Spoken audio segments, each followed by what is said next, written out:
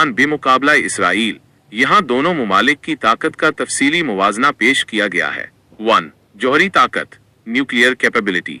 Israel, गैर सरकारी reports के मुताबिक इसराइल के पास इसी से 9 जौहरी वॉरहेड्स हैं और वो एक जौहरी इब्हाम की पॉलिसी पर अमल पैरा है, यानी ना तो उसने जौहरी हथियारों की मौजूदगी की तस्दीक की है और ना ही तरदीद। ये इसे खित्ते में एक मुनफरिद पोजीशन देता है। ईरान ने अभी तक जौहरी हथियार तैयार नहीं किए हैं, लेकिन वो यूरेनियम अफजूदगी की सलाहियत में तेजी से इजाफा कर रहा है। मगरिब को इस बात पर शक है कि ईरान का हतमी मकसद जौहरी हथियारों का हसूल है, हालांकि ईरान ने बारहा ये दावीज किया है कि इसका जौहरी प्रोग्राम पुरअमन मकासद के लिए है। नतीजा, जौहरी ताकत में इसराइल वाज़े तौर पर ईरान से बहुत आगे है। 2.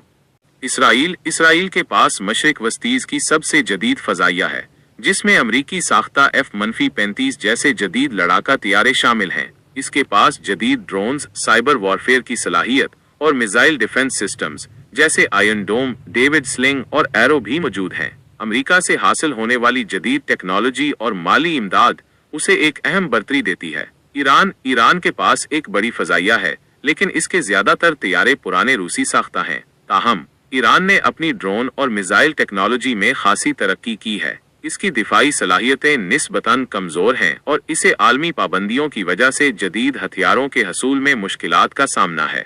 नतीजा, रवायती फौजी ताकत में इसराइल तकनीकी तौर पर ईरान से बेहतर और ज्यादा जदीद है। ताहम ईरान के पास अफरादी कुव्वत और मिसाइलों की एक बड़ी रेंज है, जो उसकी अपनी एक खास सलाहियत है। 3. इसराइल के पास एक मजबूत मिसाइल दिफाई निजाम है, जिसमें आयरन डोम मुख्तसर रेंज के रॉकेट्स के लिए, डेविड स्लिंग दरमियानी रेंज के मिसाइलों के लिए और एरो बैलिस्टिक मिसाइलों के लिए शामिल हैं। इसके पास मुख्तसर और दरमियानी रेंज के हमले करने वाले मिसाइल भी हैं।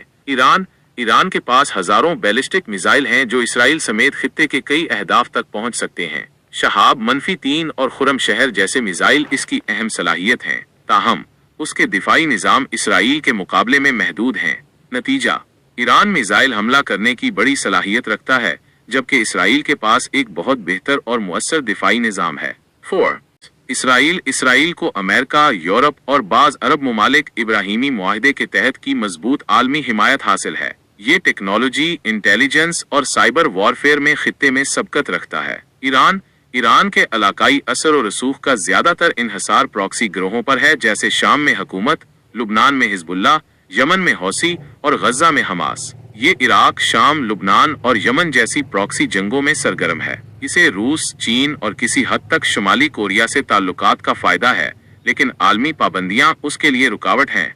नतीजा, इसराइल को आलमी सतह पर ज्यादा मजबूत और बराह रास्त इत्तेहादियों की हिमायत हासिल है, जबकि ईरान प्रॉक्सी जंगों के जरिए अपना इलाकाई असर और रसूख बढ़ाता है।